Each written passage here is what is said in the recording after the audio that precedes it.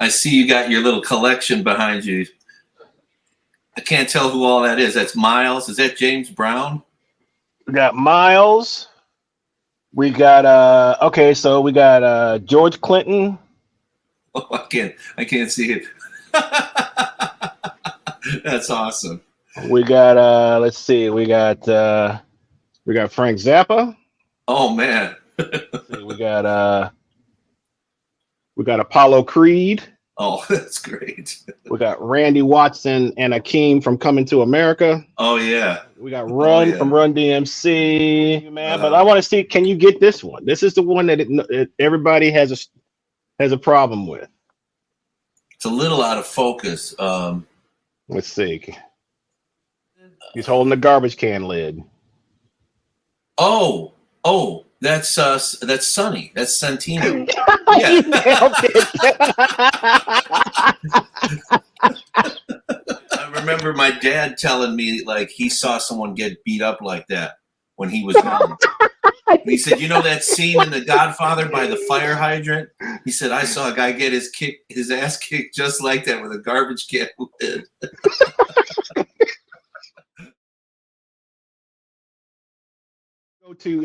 What's your go-to snare drum for your swing playing, man? Your bebop. I know you got probably several, but what do you really dig? I really like the Ludwig Superphonic, the 400. Really? You know, okay. 5-inch, and I have two of them. I have the standard one, and then I have a chrome over brass that's a little older from the 60s. Both are from the 60s. But one of them's the chrome over the aluminum, like the standard Superphonic, and then the other one's the brass. So the Supra for the swing, huh? Okay. Yeah, I like it a lot. Yeah. But I mean, I switch things up all the time. Like yesterday, I was playing a big band gig, and I brought out this old 20s era. It's basically a Black Beauty, but it's not engraved. So they called it an inspiration. So it's like the black gunmetal enamel on the brass, but it doesn't have the carving and all the engraving. Okay. And that's a great sounding drum. I mean, it's got such a distinctive sound. It's kind of dry. Right. But yeah, I mean, for years I used to just use a couple different Gretsch snares, like matching snares to the kits. I have a red Sparkle kit. I used to use this red 6.5 all the time. But it seems like over the years, your ears change a little bit. Like you want it's like you want a little different flavor. Right. Right. So the big difference from the maple drum to the metal drum. Because you don't really see a lot of, well, at least I haven't seen a lot of swing cats using the Supra. So that's interesting. I mean, is that, yeah. Yeah, I just like the feel. Maybe it's just because I'm so used to playing it over the years. It's got this really nice responsive center, that has like a little give. If it's not tuned real tight, it's got that nice pop. But it also has like some air in it too. It's not real hard sounding, like some other metal drums can be. And it doesn't ring forever like some metal drums do. I think a lot of jazz cats don't like snares that go boing, that just have that really long sustain. I've never liked that. Right. And the wood drums are much drier. So, and Gretsch snares kind of have a bad rap, and they do because of the way the bearing edges, I think, were cut. It often would make the drum difficult to tune. They tension up kind of weird. So you're left like having to really crank the bottom to get the drum to not have that funny sound that it gets when there's uneven, tension. And you get like a wrinkle. So it's always going to be wrinkling or crinkly at those bearing edge points, So I think a lot of, but I love the sound of them. I got a friend of mine says, "Man, you got that boxy snare drum." It's like he was ragging on my old Gretsch snare drum. He says, "It sounds like a Gretsch snare drum, man. Boxy." That And I boxy said, thing, "Man, I like man. boxy sometimes." Yeah, and That's the sound of like so many the records. right now I'm playing the Canopus 6.5, and I really dig that drum a lot. But it's, sometimes you want a little something different. And I had a 5 Supra, man, but I sold it, and I never even thought about checking it out for swing. I should have checked that out, because I mean, it's not any reason I do it specifically related to this, but there's pictures of Tony Williams with a Supra. There's pictures of Blakey with a Supra, but this is back before it was a Supra, so I think it was called a Super, Ludwig Supra. Some cats were using, of course, Joe Morello was playing them, right? probably Buddy. But yeah, man. I mean, I switch out often. Right. I've got like a Ludwig Copperphonic that I like a lot, that I use occasionally. And I tend to use that on gigs where there's more amplification, like, so maybe if it's an organ gig or there's keyboards and guitar instead of just like a trio, or a trio with a horn player or something, or vocalist. It's a bit much, that drum, it's got a lot of oomph. I like metal drums with organ. I think there's something about the colors in the metal drum that sound nice with the organ. Nice little thing we can drop on social media there. It's a little nugget, talking snare drum. Nuggets. All right. It's all about nuggets, man. It's all about nuggets. Yeah, it's interesting, man, to think of it that way, though, because it is sort of like related to the times and attention spans. But I think I tailor those things, like the drum nuggets. There's a guy in town who also calls them drum nuggets. Coincidentally, I think his name's Isaiah Spencer, drummer, and I noticed he was calling them that too. And I was just like, yeah, it makes sense, because like, makes sense, man. People can catch a little taste, and it's like, oh, I like how this tastes. I'm gonna maybe come back to this. Let's talk about the social media effect, and because you and I actually connected was on social media. We had a couple of friends in common.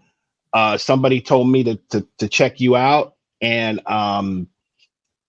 instantly, fell in love with your playing, obviously, and bebop playing, and the John Bonham thing, which we're going to do a whole thing on Bonham. You don't hear many jazz, especially jazz cats, that are as connected to that. So the social media positive, the negative, there's a lot of positive, how, connecting with people that you probably would never have even gotten a chance to connect with. That's what I think the positive of social media. I completely agree with you there. I mean, like, in the past, being able to network was with other musicians, for example, and specifically other drummers, getting to know other drummers, was kind of relegated to seeing them, hearing them in person. So whether it was if they were passing through town, or you were on the road and you happened to encounter them, like you said, at a festival or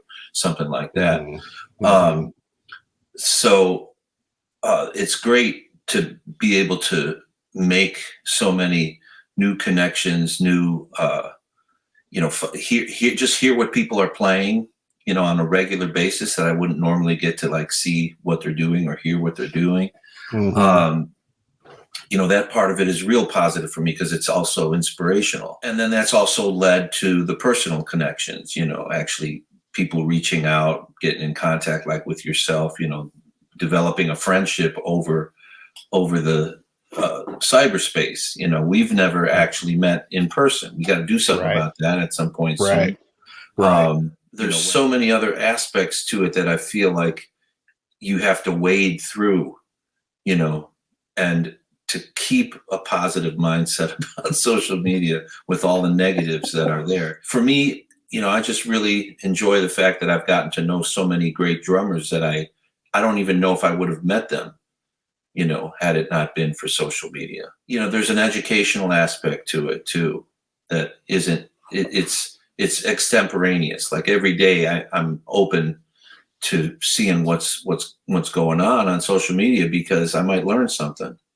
Yeah, I've also found that, a great asset that you can use is for musicians to not only, of course, follow other musicians, but check out like some of the DJs, some of the guys who are vinyl collectors, some of the guys that are really more kind of like in the historian area. Yeah. Because you'll come across a lot of different recordings that you never even knew existed. One that comes to mind is the guy that you hit me to, Greg Kaz or Kaz. Kaz, yeah. Yeah, Greg Kaz. Mm-hmm. I mean, he's shared so much great stuff that I was not, familiar with. So absolutely, that's another one of the big positive aspects that, was like stumbling into talking about, like thinking about what's positive about it. Because it's a great question. And I think, maybe there's the obvious answers, like, what I just was talking about with regard to getting familiar with musicians that you can't have the opportunity to see or hear in person. That's one. But the networking thing is obviously a big positive. It's kind of like the business card and beyond of it's the new millennium, right? Right. I was like, I'm too cool to have a business card, but I better get a business card. So I was like, my card is just going to have my name and my phone number on it. So you went the plain Jane route. You went the plain Jane route, man. Totally. It was brothers, no way. Had to have some flavor on it. Had to have the colors. Had to have some picture. Had the picture, man. You had to have like you have to have a couple quotes, maybe. Let's just talk about what kids are up against, because I can't imagine being a 22-year-old or 23-year-old trying to navigate myself through, if this is my passion, if music is my passion. Right. But let's talk about the guy, the just me, check me out kind of thing. Yeah. It's almost like going back to the business card thing. And, what do you know about someone from their business card? And even as much information as they can try to squeeze onto it, you got to hear them in person. I need to see you. I need to hear you. And, I think that anyone, of course, understood that at the time, most everyone, even the ones who maybe, really needed a lot of work, let's say on their professional aspects of their playing, I think deep down they knew, like, this person isn't just going to call me based on my card. I'm going to just kind of go on this tangent though, because you mentioned something about being 20 years old and, your passion is music. You want to be a professional musician, whatever that, entails. Like what steps should I take? So I think for a lot of people who are that age, most of them are in some sort of academic program. Most of them are students, they're music students. At least most of the ones that I encounter who are in their late teens, early 20s, and this is like the doors are starting to open now to this world of adulthood and music and art, and ultimately that's what it's supposed to be really about, is that it's an art form. Concept of actually making music with other people and like, how can you really work on that when you're spending so much time on the social media aspects, like, because that is time consuming, man. It's very time consuming. I mean, you have to spend time playing with bands, and whether or not it's you're earning money doing it. I mean, you still have to be playing with musicians. So in other words, jam sessions, getting together, working stuff out. And I know a lot of young musicians who do that. I find is a problem with social media. It encourages that me kind of impulse that all human beings seem to have. It's like I want people to notice me. I want people to recognize what I'm doing, check me out, over the actual pursuit of the art form, which involves a lot of time spent not just practicing, but playing with others, and then learning from others who are better than you. The whole mentor apprentice type of relationship. So that begs the question: how do I get real time experience? When, especially in this era post pandemic, and a lot of clubs have either closed or they've cut back on their hours.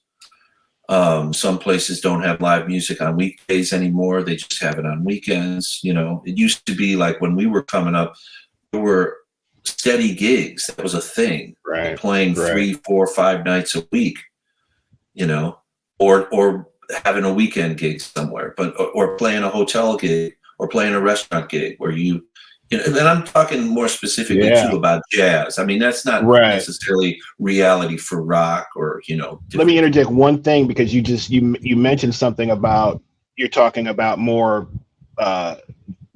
jazz musicians, and the swing world. But man, the rock guys, when, back in the 80s or 90s, those guys would be rehearsing every day, man. Every night, no gig. No, that's a good point, and I wonder if that still, to a degree, is true, because I have this practice space now, and it seems to me like the majority of the bands that are rehearsing, practicing, are rock type bands. Mm-hmm. I mean, like we wanted to play all the time, right? Like with other people, not necessarily sit in front of a camera and make videos all day long. Like you wanted to get with. That was the goal. Your whole goal was to. Well, and the goal was also to get with a band, or to get with someone who was established, and to varying degrees. Like in Chicago, you had the top tier cats who were older, and if you were good enough, you would be invited by them to play. Let's say to sit in, right? And then if they had confidence that I like how this person plays, then begins the mentor apprentice relationship. And then a lot of the younger crowd, I think they think, well, do I really need to do that? Because I can get on social media and get all these followers, and we met on Instagram, right? And how much even that's changed, dude, from the time that we kind of connected to what it is now. Yeah. Well, how do you feel about the kids being influenced by other kids on social media, which to me, that's a problem, because, strictly talking about musicians here, if for us, it was always like, there was this totem pole of where we're trying to get, right? We want to be like Art Blakey. We want to be like Prince. We want to be like, Hendrix. We want to be like, whoever, right? That we had these guys put up there and strive. Now it's this sort of crabs in a bucket kind. That's what I kind of call it. It's like, if you're not doing the latest lick, if you're not have the latest couture amp, if you don't have the latest whatever, not really going to. It's more seems to be about copying. Well, first of all, I see that as being a real common, phenomenon now. So I agree with you on that point. I think that it's understandable that young people are going to really, be impressed and want to be part of a clique that is, of the same age group, same interests, and that's natural, and that should be. I mean, that's how it should be. But you do have to have some kind of sense of, musical, like in terms of music, in terms of, inspiration, maturity, and being aware of who the masters are and why they're masters. Like, what is it? Like, why do I need to learn about Art Blakey, or why do I need to learn about Bud Powell, or why is Thelonious Monk important? I think that a lot of kids know that because in some ways now more than ever through social media, people are aware of who these great musicians were in a broader sense. It just wasn't as accessible. I mean, now, like, you remember, like, we used to have to get VHS tapes to see live performances of cats that we, you know what I mean? Like, it wasn't that easy to have access to, seeing Art Blakey perform live in this heyday, or Freddie Hubbard or McCoy Tyner or Coltrane or whoever, it was like, you had to do it was a hunt, and it was costly. Now it's all on YouTube for free. I don't teach in a university, but I have a lot of friends who do, and I hear the conversations. And I know that one thing that's frustrating to them is that they'll try to hip their students to what they should, what they think their teacher, I'm your teacher. This is what I think you should check out.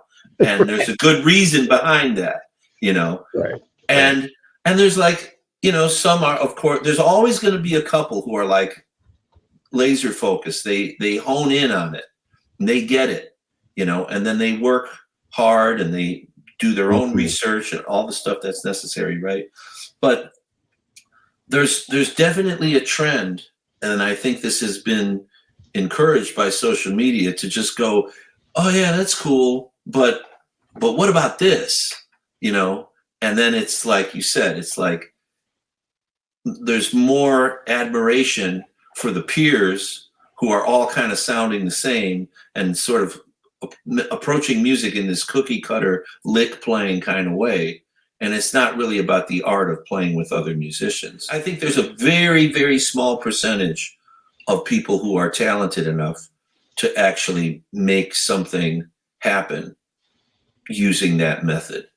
I think, the majority of people, no matter what type of art form it is, you have to deal with the masters. I heard a quote the other day that said, it was in a little bit different context. I've talked about this on other episodes, but it was basically like, it said that, and I changed it to music. So I'll just say that. I'll just say it how I put it in music, is people are not interested in being great at music. They're interested in what music can do for them. That's more of what's going on. It's like this prop to get, it's almost like like more of a popularity contest rather than, do I really want to be great? Do I really want to be as good as whoever? Which is what the social media effect, that's the title you've got up on the screen right now. Right. That's a very significant part of it, I think, because the allure of being popular is very, very and we all compelling. It's really compelling. No question. I mean, we can't deny that. We were the same way. You want to be, big man on campus. Yeah, you want to be acknowledged. You want to be. You want validation. Because again, all this stuff is out here, and the teachers in the schools. Jazz is very. I'm speaking specifically again about jazz music. Right. But it's true really of any kind of music. You can go to school, you can get a degree, and then come out and you can't play a gig because you don't have the skill set that's required to actually make it through a gig. Right. And when your teachers are guiding you toward these things and a student just is like, I don't know. Yeah, that's cool, I guess. And there's this like apathy that gets, I think a lot of it is rooted in the social media effect. It's like, why do I really need to do that if I can get become a creative influencer or whatever, Right. So, but on the other hand, it's like, well, then that's its own thing. That's not really about playing music. That's more about like, it's something else. Right. It's something else to me than actually playing music. There's certain eras of music, especially 70s, where it didn't matter what the genre was. It was killing. It was on high level. Right. And Right. What that's kind of like where my mind kind of goes is, man, what has happened to people wanting to really be great? For me, that era was like in the 90s, mainly late 80s, early 90s, when I was in my early 20s. And there's that buzz that's happening. But right now that buzz is happening more, I think. I could be wrong, and I'm probably sounding like an old boomer, but, whatever. I think it's much more prominent now with regard to social media. That's not to say that, young people aren't hanging out and having a good time and learning from master musicians. Like you said, what happened to it? I don't know really what's happened, other than I think that there's a lot of fear about turning off students and consequently turning off their parents on sending their kids to school, to a particular school, So if the teachers show tough love, there's going to be complaints. There might even be like school specific policies that don't allow for harsh criticism. Very much. And harsh criticism, what is that? There's like a huge range, I think it's very subjective what can be considered harsh criticism. Obviously, some whiplash kind of stuff, screaming in a kid's face is unacceptable. On the other hand, saying, no, you didn't play that correctly, you need to do this, that's not harsh criticism. But there are a lot of students that feel very offended, hurt. You're not appreciating me for, who I am, all of this self kind of, it's just like very like bubble and a perception of self. Like, I don't like how this is making me feel. Therefore, I'm not going to do it. I'm not going to push myself out of a comfort zone or out of feeling uncomfortable. I feel uncomfortable, so I'm not going to push myself. But, when people start saying, oh, you're, this is so great, and all of this stuff. And it's like that can kind of put someone into a trick bag when they come up against real criticism or real instruction. If you're a hockey player and you're screwing up out on the ice, the coach is going to let you know in no uncertain terms that you're messing up. They might even use expletives. I was just in a conversation last night with a very good friend of mine who is teaches at a college here, and a student. And the three of us were having a nice little conversation, and we were asking him, what do you take to better? Do you take straight up black and white, this is what you're not doing correctly, this is what you have to work on? Or is it someone who plays into more of, oh, well, it's okay, man, you just got, just keep working at it. Which, and it was a really interesting conversation as artists or as musicians. I feel like you have to kind of be your own worst critic, and you have to kind of always be like, no, I didn't play that well. So you got people patting you on the back and telling you how great you are and blah, blah, blah, blah, blah. It's like, nah, it can be better. It can always be better. Absolutely. This is probably an obvious point to bring up, but aren't schools having some trouble with enrollment? Well, that's a whole nother level. That's a whole nother conversation. Yeah, that's so they don't want to be discouraging kids from right. Because it's all about getting them in and out and getting that money. Feels very transactional, and I often don't feel qualified to speak on it much because I went to college for just a year and a half. I didn't get a degree.